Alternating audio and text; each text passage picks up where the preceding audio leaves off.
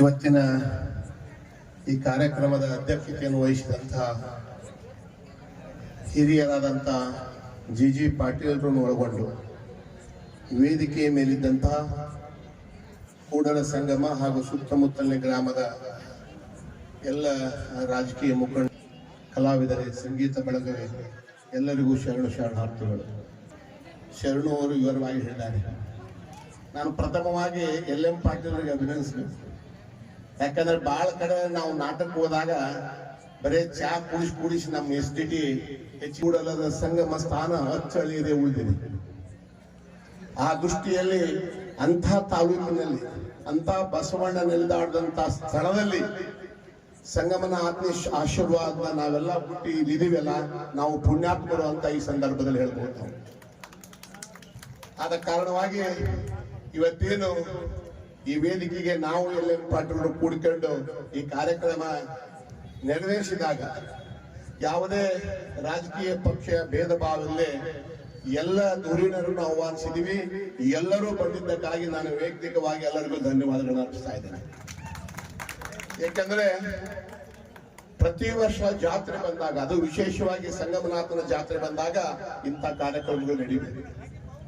ವೇದಿಕೆ ಮೇಲಿದ್ದಂತ ಇವರೆಲ್ಲರ ಸಹಕಾರ ಇದ್ರೆ ಮುಂದಿನ ವರ್ಷ ಕೇವಲ ನಾಟಕ ಅಲ್ಲದೆ ಇವತ್ತು ರಾಜ್ಯದಲ್ಲಿ ಸಾಹಿತಿಗಳು, ರಾಜ್ಯದಲ್ಲಿ ವಿವಿಧ ಕ್ಷೇತ್ರದಲ್ಲಿ ಸಾಧನೆ ಮಾಡಿದಂತಹ ಮಹನೀಯರದ, ಕಲಾವಿದರದ ಈ ಎಲ್ಲ ಕಾರ್ಯಕ್ರಮಗಳನ್ನು ಇವರೆಲ್ಲರೂ ಸಹಕಾರ ಕೊಟ್ಟರೆ ಮುಂದಿನ ವರ್ಷ 4-5 ದಿವಸ ಮಾಡೋಣ ಅಂತ ನಾನು ಮನಸ್ಸಿನ ಅನ್ಕೊಂಡಿದ್ದೀನಿ.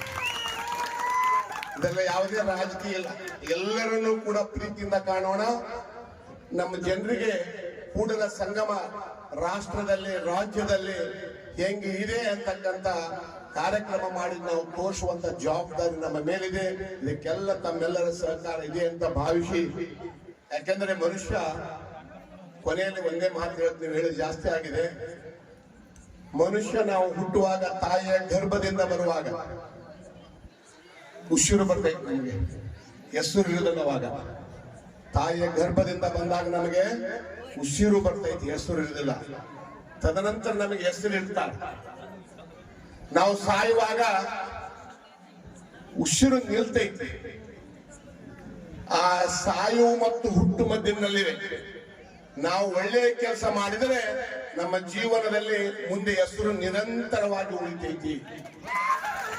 ಅದಕ್ಕಾಗಿ ನಾವು ಮನುಷ್ಯನಾಗಿ ಹುಟ್ಟಿದ ಮೇಲೆ ಇನ್ನೊಬ್ಬರಿಗೆ ನೋವು ಕೊಡ್ಲಾರ್ದೆ, ಯಾರಿಗೂ ತೊಂದರೆ ಕೊಡ್ಲಾರ್ದೆ 10 ಜನರಿಗೆ ಒಳ್ಳೇದಾಗ್ತಂದ್ರೆ ಅದರಿಂದ ನಮಗೆ ನೋವಾದರೂ ಕೂಡ ಪರವಾಗಿಲ್ಲ. ಆ ನೋವು ನಮ್ಮ ಹೃದಯದಲ್ಲಿ ಇಟ್ಕೊಂಡು 10 ಜನರಿಗೆ ಒಳ್ಳೆಯದು ಮಾಡಿ ಅವರ ಸಂತೋಷದಲ್ಲಿ ನಾವು ಭಾಗಿಯಾದಾಗ ನಮ್ಮ ಜೀವನ ಸಾರ್ಥಕವಾಗ್ತದೆ.